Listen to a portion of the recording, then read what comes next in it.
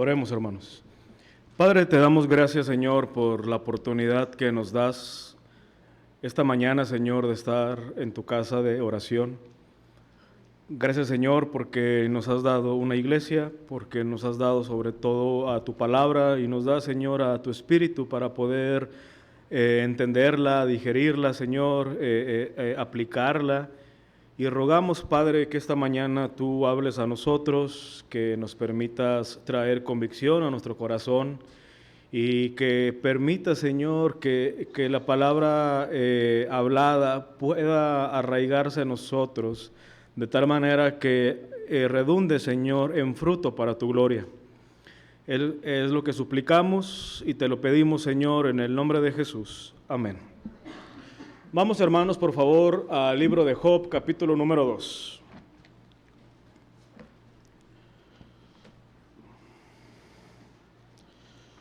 Esta mañana vamos a continuar con el estudio sobre este libro que empezamos hace 2 semanas aquí en la iglesia, los días jueves. Y vamos hoy a tocar este capítulo bajo el tema: ¿recibiremos de Dios el bien y el mal no lo recibiremos? Es una pregunta retórica que en sí mismo trae una respuesta.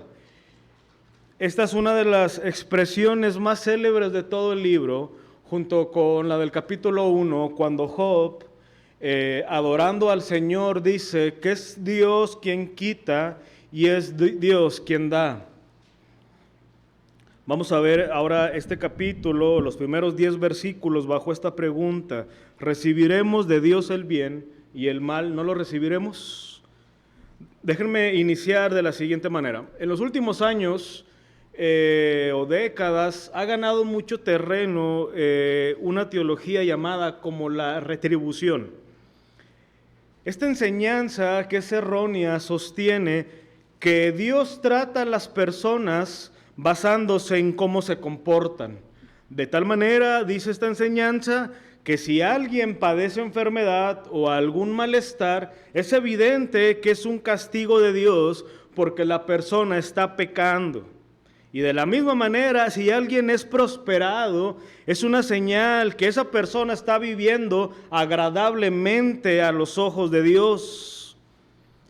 Esta teología era la que habían abrazado los amigos de Job, que en su momento vamos a abordar.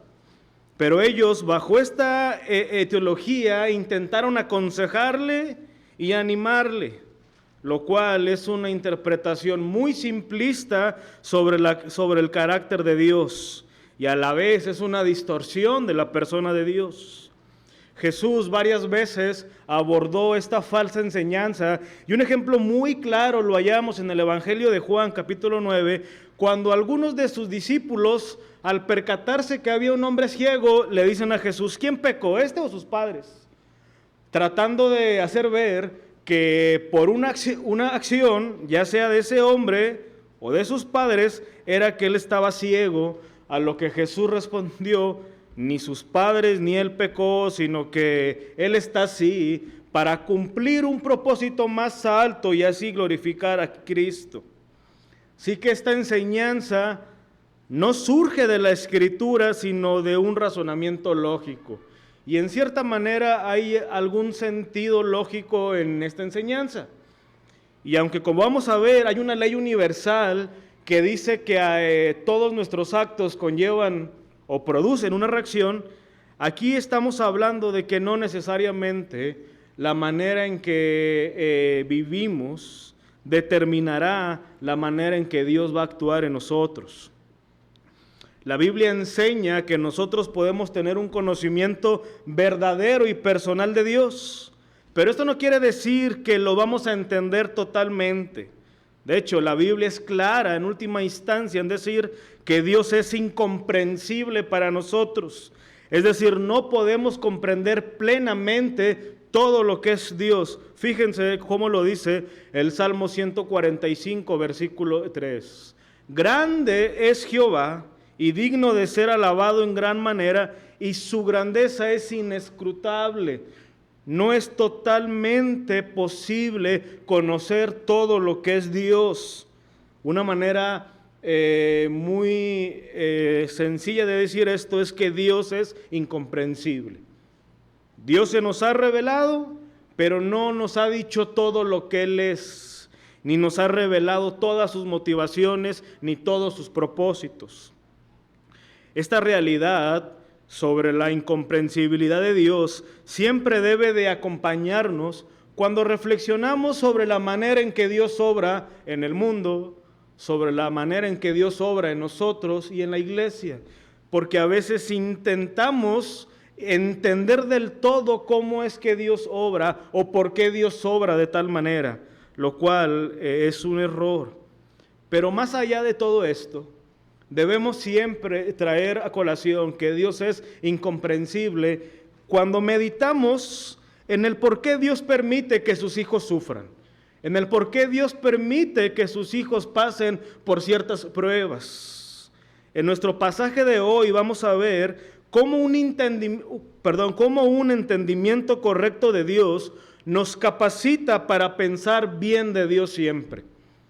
Un entendimiento correcto de Dios nos capacita para pensar bien de Dios siempre, principalmente en medio de la prueba y del dolor.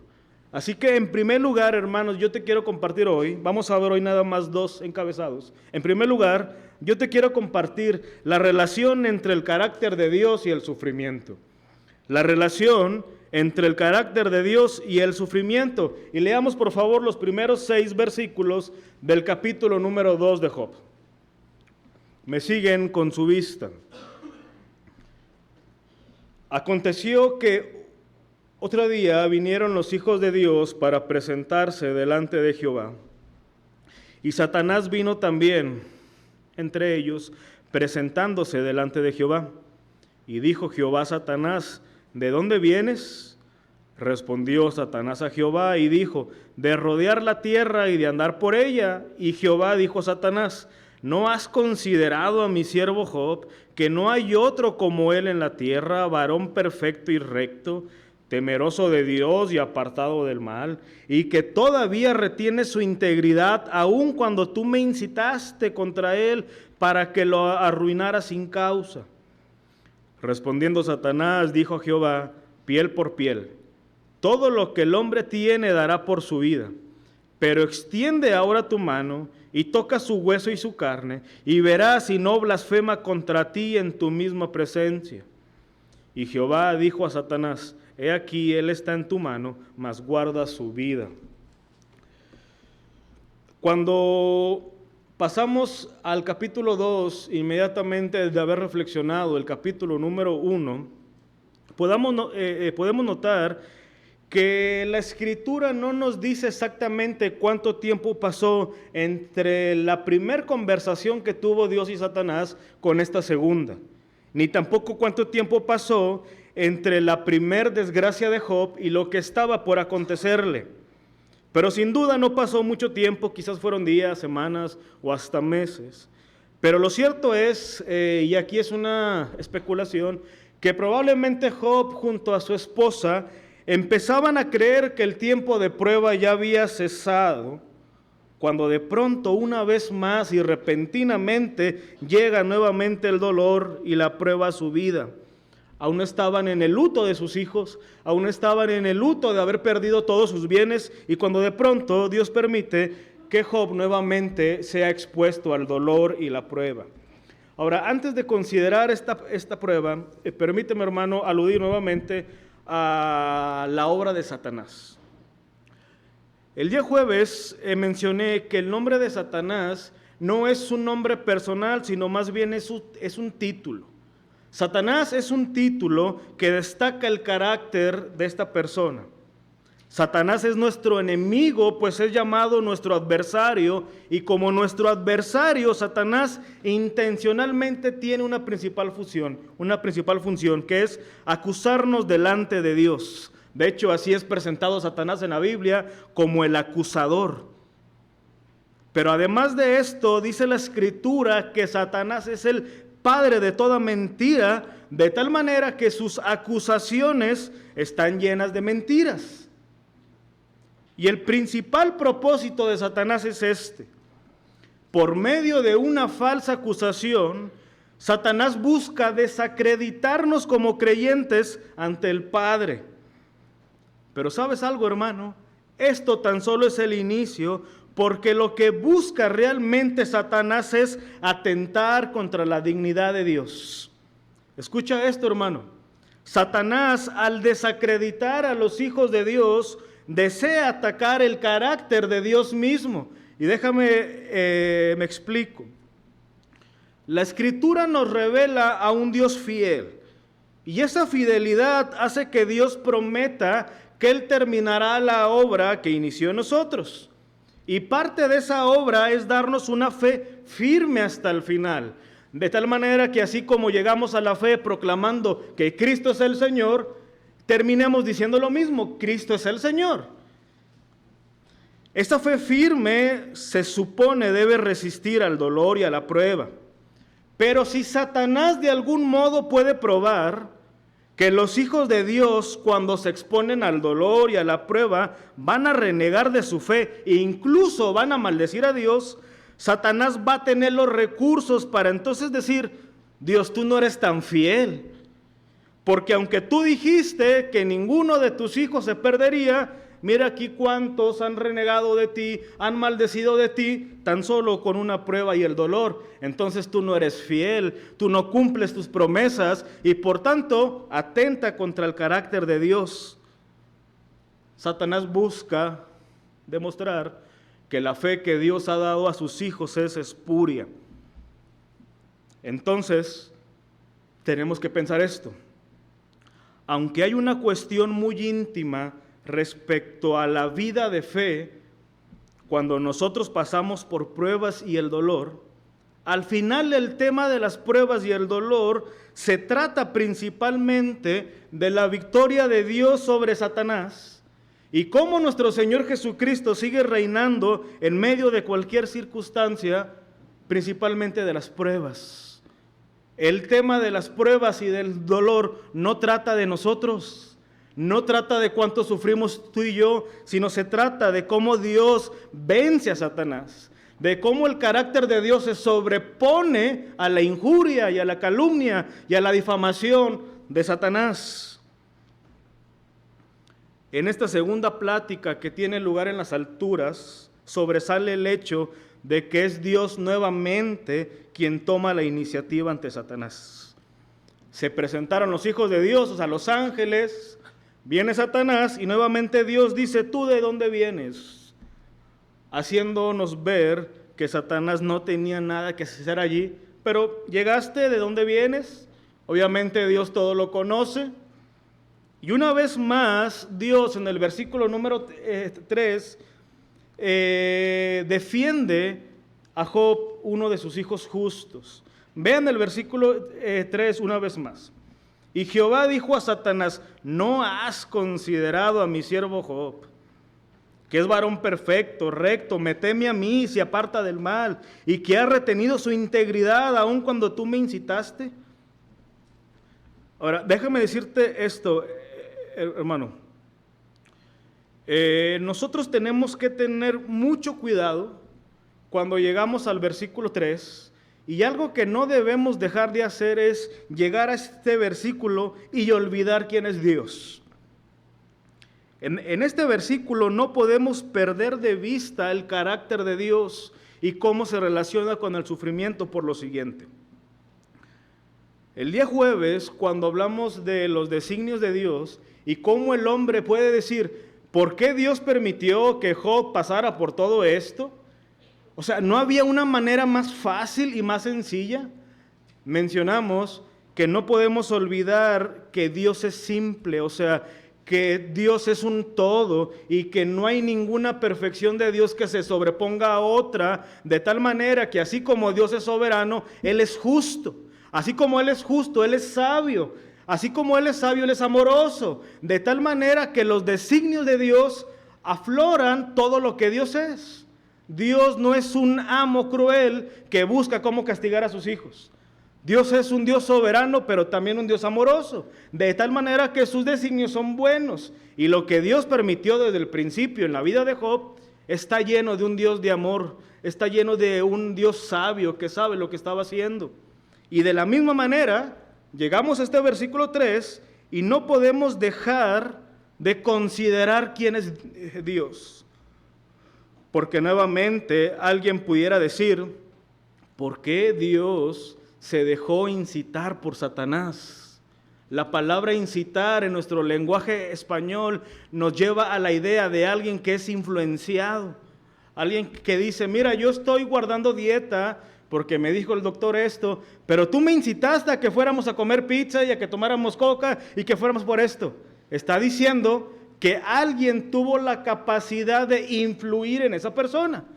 Entonces aquí pareciera ser una lectura rápida que Satanás tuvo la sagacidad de influir sobre Dios para que él actuara de esa manera sobre Job. Pero déjame decirte que no es así. Y algo que tenemos que considerar de Dios es que Dios es un Dios impasible. Dios es impasible. ¿Qué significa esto y cómo se relaciona con las pruebas? Bueno, déjame, te lo explico, hermano, porque esto es muy importante. La impasibilidad de Dios es una de las perfecciones más olvidadas sobre la persona de Dios. Recordemos lo siguiente. Cuando hablamos de inmutabilidad, estamos diciendo que Dios no cambia de ninguna manera. Bueno, la impasibilidad es una consecuencia de que Dios sea inmutable. Y significa sencillamente que Dios no experimenta ningún cambio emocional de ninguna forma. Dios no sufre cambios. Y voy a citar a un escritor llamado Samuel Renihan en este tema y dice lo siguiente. Él empieza hablando opuestamente a la impasibilidad y dice, ¿qué significa ser pasible? Dice así, y cito, ser pasible significa ser capaz de ser objeto de una influencia externa. La persona pasible es capaz de ser el paciente de un agente. De hecho, las palabras paciente y pasible vienen de la misma raíz pati, que significa sufrir o padecer. Un paciente es alguien que sufre o padece la acción de un agente. Por tanto, muy sencillamente dice, ser pasible es tener la capacidad o la facultad de ser el paciente de algo, de un agente. Y sigue diciendo, existen movimientos que nos acercan a lo bueno y nos alejan de lo malo. Esos padecimientos son pasiones. Nosotros hemos llamado a esas pasiones amor, odio, alegría, tristeza, confianza y miedo, misericordia y venganza. De hecho, Pablo cita así en Efesios 2, versículo 3, que todos nosotros en otro tiempo vivíamos en las pasiones de nuestra carne, satisfaciendo los deseos de la carne y de la mente, de tal manera que esas pasiones afectaban nuestra conducta. En pocas palabras dice, las pasiones son la realización de los deseos del cuerpo y el alma del hombre. Son movimientos que nos acercan a lo que percibimos como bueno o nos alejan de lo que percibimos como malo. Todas las criaturas, todos nosotros somos personas pasibles. Tú y yo, hermanos, somos un flujo constante y cambiante de movimientos, de altibajos, de cambios provocados por todo tipo de pasiones y agentes externas. Y déjame, te pongo este ejemplo muy simple, que a todos nos ha pasado, y nos suele pasar más los domingos por la mañana. Nosotros todos los días nos despertamos con un tiempo determinado para llegar a un lugar determinado. Y si ustedes, como la mayoría, solemos ir con el tiempo bien contado porque casi siempre vamos tarde a nuestros destinos. Ahora, tú vas con el tiempo contado. ¿Cuál es el sentimiento que te provoca a ti, a pesar de que vas con un tiempo ya determinado, ver todos los semáforos en verde? Es alegría, ¿no? Dices, voy ya tarde, pero me tocan todos los semáforos en verde. Estos semáforos en verde producen en ti alegría.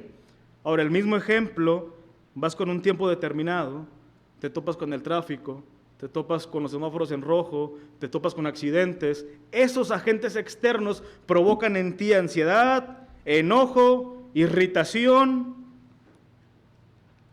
Esas son las pasiones que nos afectan a nosotros, que alteran nuestra conducta. En pocas palabras, los hombres somos personas influenciables. Muchos dicen, no, yo soy muy firme, no me afectan las cosas. Hermano, no eres Cristo. Las cosas que pasan a nuestro alrededor alteran nuestra manera de pensar y de vivir, ya sea que sea muy evidente o que no lo sea tanto. Entonces, cuando decimos que Dios es sin pasiones o que Dios es impasible, lo que estamos diciendo que Dios nunca es movido por algo que provoque en él un cambio. Las criaturas no ejercen fuerza sobre Dios de tal manera que Dios cambie o altere su manera en que se comporta con nosotros. Si el amor de Dios fuera una pasión como las nuestras, Dios cambiaría constantemente su amor en base a cómo nos comportamos, ya sea a base de nuestra bondad o de nuestra maldad. Nuestros cambios producirían cambios en Dios. Pero ¿sabes algo, hermano? Dios es bendito por los siglos y nuestra justicia y maldad no lo cambian. Esta es una noticia maravillosa porque significa, por ejemplo, que el amor y la misericordia de Dios no son pasiones como las criaturas, sino perfecciones. Y lo que quiero decir es que Dios no es movido a amar ni a tener misericordia porque Dios ama, porque es amor. O sea, es su esencia. Dios no ama a partir de que yo hice algo. Dios no tiene gracia a partir de que yo dejé de hacer algo. Dios ama, Dios tiene misericordia, Dios tiene gracia, porque esa es su naturaleza. Entonces, ¿esto cómo se relaciona con lo que estamos viendo? Cuando en el versículo 3 vemos que aparentemente Dios se incitó en el sentido de influenciarlo, nosotros no estamos viendo que Satanás produjo un cambio en Dios, sino más bien que Dios reconoce la perversidad de Satanás al intentar poner en mal a Job. Pero Dios conocía quién era Job, por eso más de una vez dice, yo conozco a este hombre, él es un hombre justo, perfecto, recto, me teme. De tal manera que todo lo que tú me digas de Job no cambiará mi forma de actuar, ni de pensar, ni de relacionarme con él. Por un lado, hermanos, es maravilloso saber que Satanás no puede influenciar a Dios mediante su palabrería.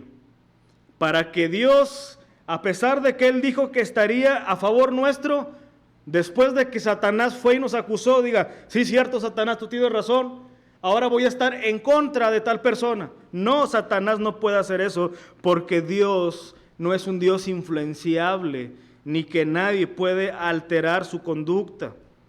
Dios está a favor nuestro. De hecho, Pablo, en toda su argumentación, él dice, si Dios es por nosotros, ¿quién contra nosotros por medio del Señor Jesucristo? En la primera de Juan 2:1 leemos, hijitos míos, estas cosas les doy para que no pequéis. Y si alguno hubiere pecado, abogado tenemos para con el Padre, a Jesucristo el justo. De tal manera que todo el esfuerzo de Satanás por tratar de ponernos en mal delante de Dios, para que Dios cambie su forma de actuar con nosotros, es vana. Y como les decía hace un momento, por supuesto que Dios ha creado leyes universales por las cuales el mundo es regido, y es evidente que si alguien falta continuamente a su trabajo, será despedido. Cada acción conlleva una reacción, pero aquí estamos tratando de establecer que el sufrimiento que atraviesan los creyentes no es la respuesta de un Dios impulsivo, de un Dios influenciado y de un Dios que fue convencido por Satanás para atacar a sus hijos. No, así no se nos presenta a nuestro gran Dios. Dios es impasible. Entonces, al ser Dios impasible, sus designios para sus hijos forman parte de un plan desde la eternidad, orquestados en sabiduría y gracia, llenos de justicia.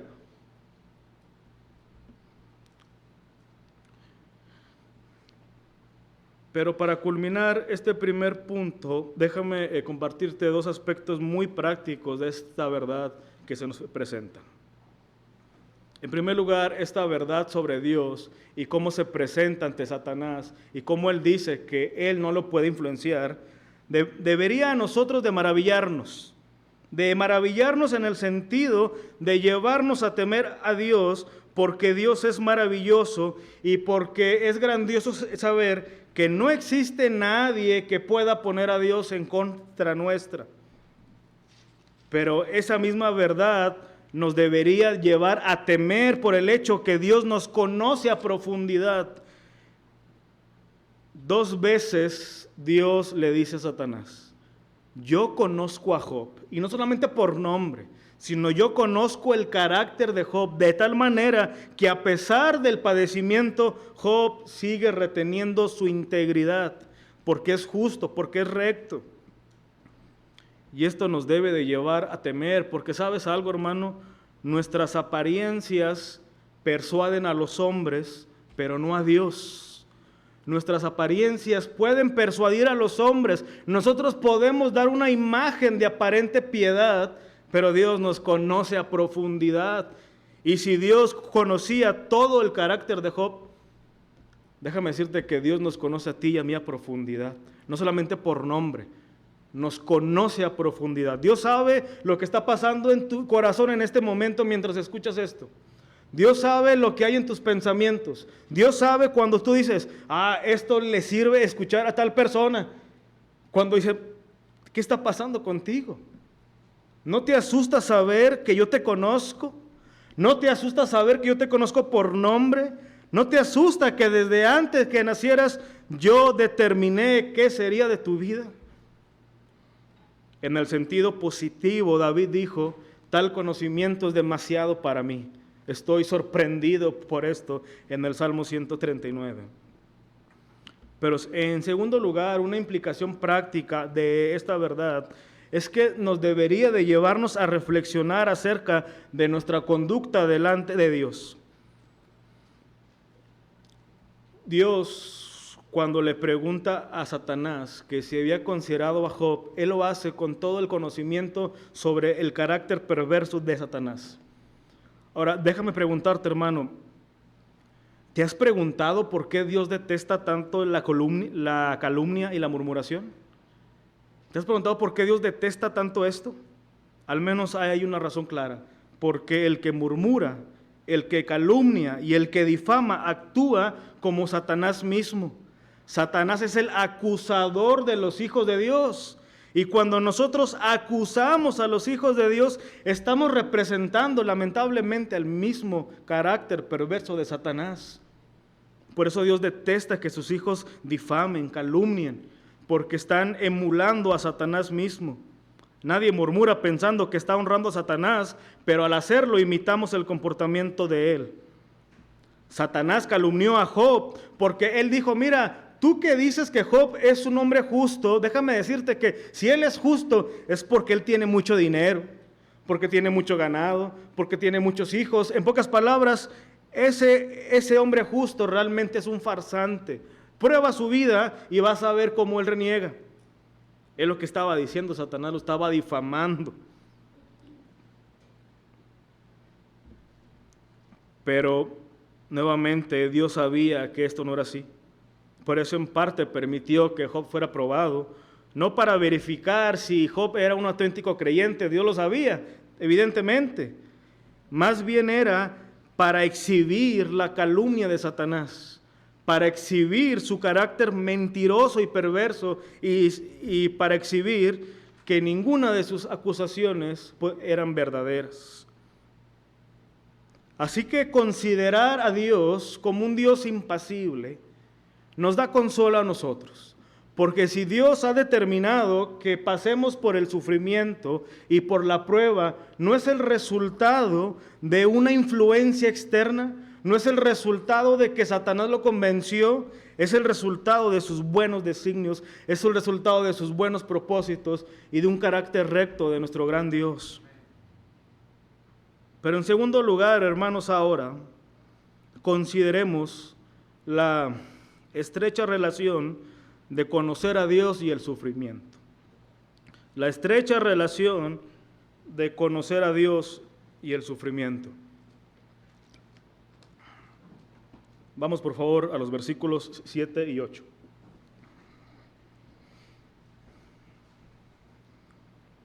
Entonces salió Satanás de la presencia de Jehová e hirió a Job con una sarna maligna desde la planta del pie hasta la coronilla de la cabeza.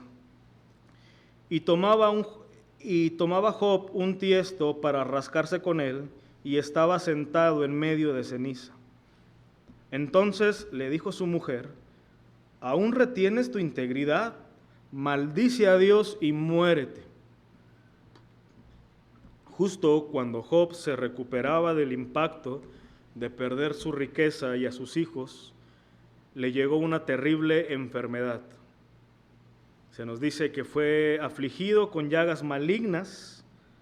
En el capítulo 7 de Job, versículo 5, leemos lo siguiente: mi carne está vestida de gusanos y de costras de polvo, mi piel hendida y abominable. Nos da una idea de que aquella enfermedad que afligía a Job era sumamente terrible. No estamos hablando de una comezón cualquiera, no estamos hablando de una fiebre, estamos hablando de un verdadero dolor terrible. Y estas palabras que dice Job, que su carne está vestida de gusanos, no es una hipérbole, no es una exageración, es una realidad. Realmente estaba humillado Job. Aquel hombre que los príncipes guardaban silencio cuando pasaba, aquel hombre que cuando pasaba por las plazas los jóvenes se levantaban, hoy estaba en cenizas, humillado, semidesnudo y buscando con qué calmar todo ese dolor. Ahora, como mencioné al principio, Satanás estaba convencido que la integridad de Job estaba condicionada a su dinero y a su salud. Por eso él dice: ¿acaso teme Job a Dios de balde? O sea, no es de a gratis que él tenga ese temor. Mira todo lo que tú le has dado. Satanás por eso insiste, piel por piel. Ahora toca su mano, toca su hueso y su carne y verás si no blasfema contra ti en tu misma presencia. Era evidente que Satanás, junto a todo su ejército, guardaba la ilusión de ver a Job maldecir a Dios. Ellos estaban anhelando que ahora en esta enfermedad, por fin este hombre justo dijera: te maldigo, Dios. Su deseo era perverso. Y por eso anhelaba que el dolor de su cuerpo le llevara a renegar de su fe. Ahora, imagina la siguiente escena, hermano. Vemos a Job semidesnudo a las orillas de la ciudad porque todas sus casas ya no existían. Él estaba avergonzado, adolorido y humillado, sentado sobre las cenizas de los desperdicios que la gente quemaba fuera de la ciudad. En su mano tenía un tiesto, es decir, un pedazo de vasija roto con filo para rascarse. Pero solamente de todo lo que poseía Job, solamente le restaba una cosa: su mujer. Y pensaríamos, no, bueno, lo perdió todo, hijos, dinero, criados, pero al menos contaba con su mujer. Pero lejos de ser consuelo, añade más peso a la aflicción de Job y le dice: ¿aún retienes tu integridad? Maldice a Dios y muérete. Yo me imagino que cuando la mujer de Job pronunció estas palabras, irónicamente Satanás estaba sonriendo. Satanás estaba pensando: después de todo ya tengo a un arma más para que me ayude a que por fin Job maldiga a Dios y poder hacerle ver a Dios que después de todo no es tan fiel en sus promesas, que después de todo puedo persuadir a sus hijos a que lo maldigan. La esposa de Job era en este momento un instrumento de Satanás. ¿Qué buscaba Satanás? Que Job maldijera a Dios. ¿Qué le pidió la mujer de Job a Job? Maldice a Dios. En ese momento ambos querían lo mismo. Qué terrible ser instrumento de Satanás. Esto es una de las realidades que pocas veces meditamos. Los creyentes, sin darse cuenta, también son usados por Satanás para atentar contra el carácter de Dios y dividir al pueblo de Dios. El poner tropiezo a alguien es una de las estrategias satánicas más antiguas para esto. A veces nosotros pensamos de los tropiezos muy ingenuamente, creyendo que Satanás únicamente pondrá tropiezo a alguien por medio de aquellos hombres que abiertamente rechazan la fe. Pero no es así. No es así. Cada imitación del comportamiento de Satanás es poner tropiezo. Cada acusación, cada calumnia, cada mentira, cada resentimiento, cada orgullo herido, cada incitación de los creyentes es usado por Satanás mismo para poner tropiezos a los hijos de Dios. Esto siempre nos debe de poner a nosotros alertas. En primer lugar, para no permitir que esos tropiezos se interpongan en nuestro caminar con el Señor. Pero en segundo lugar, para no ser nosotros los instrumentos para otros para ese tropiezo. Ahora, hermanos, nosotros tenemos que tener mucho cuidado al reflexionar sobre la mujer de Job. Por lo siguiente, el Espíritu Santo quiso poner énfasis en la persona de Job respecto a su dolor. Se nos dice que un día Job iba caminando, muy probablemente después de haber ofrecido ofrenda a Dios por sus hijos, y le llegan todos los mensajeros. Llegó el primero, esto lo perdiste, aún no terminaba de hablar y llegó un mensajero más y así lo vemos. Pero el énfasis está sobre la manera en que Job estuvo expuesto a sus dolores. Pero perdemos de vista que la desgracia repentina de Job, narrada en el primer capítulo, también fue la desgracia de la esposa de Job. Job también, la esposa de Job, también era dueña de todo este ganado, de todo este criado, de todas esas casas, pero sobre todo la esposa de Job también era la madre de 10 hijos muertos.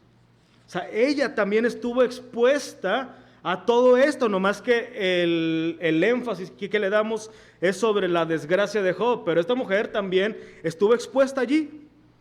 Ella también estaba pasando por el dolor más agudo que una mujer pudiera pasar. Había perdido a sus 10 hijos. Ella tenía una imagen de su esposo como un hombre, como el prototipo del varón perfecto y del esposo perfecto, y ahora lo ve débil, llagoso, humillado, semidesnudo. Ahora, estos elementos, hermanos, son dignos de considerar a la hora de emitir un juicio sobre esta mujer. De hecho, nosotros siempre deberíamos de ser empáticos con las vivencias de otras personas a la hora de emitir rápidamente un juicio. Yo no estoy hablando de justificar el pecado, porque cuando Job le dice, como una mujer insensata has hablado, dice la Biblia que en todo esto no pecó Job. O sea, Job no la justificó en sus palabras. Lo que yo estoy hablando es de considerar el entorno de las personas, ser más empáticos a la hora de emitir un juicio. Creo que el propósito de incluir a la mujer de Job aquí no es para que nos estacionemos a determinar si esta mujer era creyente o no. Más bien la pregunta correcta es, ¿qué hizo que Job en el dolor adorara? ¿Y qué fue lo que produjo que esta mujer, en el mismo dolor que su esposo, le llevara a maldecir? Fueron fuertes las palabras de esta mujer. ¿Aún retienes tu integridad? O sea, ¿por qué después de todo lo que estás pasando, aún buscas mantenerte firme en el Señor? Maldice a Dios y muérete y pon fin a tu dolor. Para esta mujer era inconcebible que aún con todo el dolor, este hombre permaneciera adorando a Dios. Así que la respuesta de la pregunta, ¿qué hizo que Job en el dolor adorara? ¿Y qué hizo que ese mismo dolor llevara a esta mujer a maldecir? Era el conocimiento real que cada uno tenía sobre Dios. Fue el entendimiento verdadero de Dios lo que le llevó a Job a adorar. Y fue un entendimiento fragmentado de su esposa la que le llevó a maldecir y poner tropiezo a Job. La mujer de Job representa el prototipo de creyente que posee una distorsión sobre quién es Dios. Es muy probable que esta mujer nunca hubiera dicho esas palabras durante otras circunstancias. Así como nosotros hemos a veces dicho palabras que nunca pensaríamos haberlas dicho a no haber sido por cierto entorno. Pero más allá del dolor de esta mujer, no podemos perder de vista que su percepción de Dios estaba diluida. Nos deja ver que para ella el Dios de la Biblia era un Dios que solo emanaba bendición, que solo emanaba prosperidad, que solo emanaba salud, y mientras así sea, ese Dios debe de ser adorado. Pero una vez que la prosperidad, la salud y la bendición se van, la adoración también se irá. Por esta razón es detestable el falso evangelio de la prosperidad. Hace que los cristianos tengan una imagen fragmentada sobre quién es Dios. Y nos hace pensar que Dios debe de ser adorado no en cuestión de lo que Dios es, sino de lo que Dios hace o deja de hacer en nosotros. Si yo te pregunto, ¿por qué debes tú adorar a Dios en esta mañana? Y si tú me dices, bueno, porque me da trabajo, porque mi familia está muy bien, porque no ha habido accidentes, tú estás en la misma posición que la mujer de Job, adorando a Dios por lo que Él hace positivamente para tu vida. Pero ¿qué pasaría si esa familia saludable, si ese buen recurso, si ese buen trabajo se desvanece? ¿Mantendrías esa misma posición de decir, mi Dios es auténtico, verdadero y digno de ser adorado? Nuestra responsabilidad, hermanos, como creyentes, dotados del Espíritu Santo, es clamar a Dios para que nos permita conocerlo a profundidad. Y sabes, hermano, cuando me refiero a que conozcamos a Dios en profundidad, no me estoy refiriendo a que te memorices términos y conceptos. Todo esto te puede ayudar, pero más bien yo me refiero a aquel conocimiento que emana de una intimidad en humildad con el Señor y su palabra. Esa intimidad que tú no necesitas tener miles de diccionarios, un acervo amplio teológico, sino simplemente en humildad con el Señor. Decirle, Señor, quiero conocerte, necesito saber quién eres tú, afirma mi fe en tu persona para que independientemente que tú me des, o que tú me quites, o que tú permitas que yo sufra, o que yo prospere, yo pueda adorarte en todo momento. Y eso es a partir de tener intimidad con Dios en oración y en su palabra. Aquel conocimiento que con sencillez de corazón confiesa que necesita más de Dios. La respuesta de Job a su mujer fue amable, aunque en la Reina Valera pareciera ser muy fuerte, pero en realidad fue piadosa, porque no vemos que Dios le dijera a Job, le has hablado mal a tu mujer. Él le dice, como suele hablar cualquier de las mujeres fatuas, o sea, insensatas, has hablado. Y le pregunta, ¿qué? ¿Acaso recibiremos de Dios el bien y el mal no lo recibiremos? ¿Acaso mientras teníamos nuestros 10 hijos, nuestras casas, Dios debe ser alabado y hoy no? Las comodidades y las calamidades provienen de la mano de Dios. Job no renunció a esta confianza afirmada en la soberanía de Dios y tampoco lo deberíamos de hacer nosotros. Job se unió al salmista que dijo, nuestro Dios está en los cielos, todo lo que quiso ha hecho. Salmo 115:3. También se unió a las palabras dichas en Daniel 4:35 cuando dice, todos los habitantes de la tierra son considerados como nada. Y Él hace según su voluntad en el ejército del cielo y en los habitantes de la tierra, y no hay quien detenga su mano y le diga, ¿qué haces? Hagamos que nuestro conocimiento del Dios soberano, impasible, inmutable, sabio y amoroso, y los demás rasgos de Dios sean la roca en la que edificamos nuestras vidas espirituales. Y sobre todo que también sean esas verdades la roca sobre la cual edificamos nuestra iglesia. Cuando Dios decida que pasemos por el sufrimiento, será nuestro entendimiento de Dios lo que nos permitirá sufrir bien. Nuestro falso entendimiento de Dios será el que nos llevará a maldecir a Dios en medio de la prueba y del dolor. Tú no necesitas, hermano, entender por qué Dios está haciendo lo que está haciendo. Tú no necesitas siquiera preguntarle a Dios que te revele por qué Él obra así. Lo que tú y yo necesitamos es conocer más al Señor de la palabra para que entonces podamos alabarle en todo momento. El salmista recitó en el Salmo 63, versículo 3, porque mejor es tu misericordia que la vida, mis labios te alabarán, de tal manera que si aún Dios decidiera poner fin a nuestra vida, nuestros labios digan, Señor, tú eres digno de ser alabado. Ya sea que me des o que me quites, ya sea que esté en el bien o en el mal, tú mereces ser alabado por lo que tú eres, no por lo que tú nos das.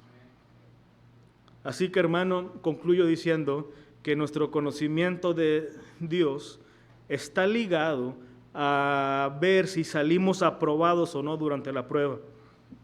No se trata de nuestro temperamento, hermano. No se trata de qué tan fuertes somos como personas. No se trata de que si tú eres melancólico, flemático, sanguíneo o colérico. No se trata de que tú aspires a ser estoico. Se trata de que tú y yo aspiremos a ser creyentes que conocen al Señor de las Escrituras y que solamente en Él aguardan su vida. Así que Dios nos permita conocerlo más en intimidad para que ese conocimiento determine cómo nosotros vamos a pasar por la prueba y por el dolor. Que nuestro Señor sea alabado, hermanos, y que nos permita tener una fe robusta en Él.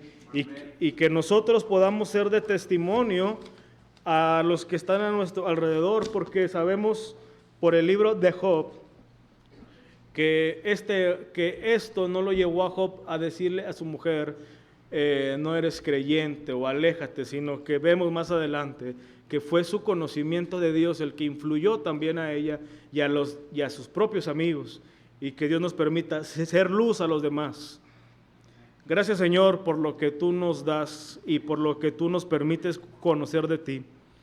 Entendemos nuestras limitaciones, entendemos, Señor, que necesitamos meditar más en lo que tú eres, pero suplicamos, Señor, que lo que tú nos has dado en tu palabra produzca en nosotros convicciones fuertes, que nos permitan, Señor, salir aprobados en la prueba y en el dolor o en cualquier circunstancia que tú nos das. Ayúdanos a amarte más, a conocerte más, a tener convicciones firmes sobre ti en tu palabra.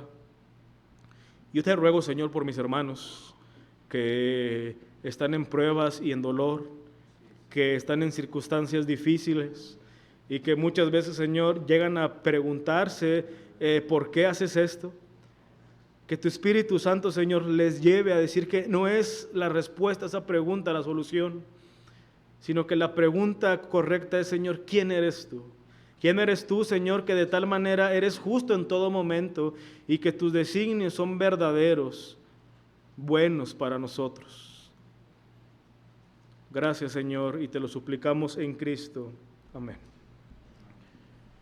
Vamos a ser despedidos, hermanos.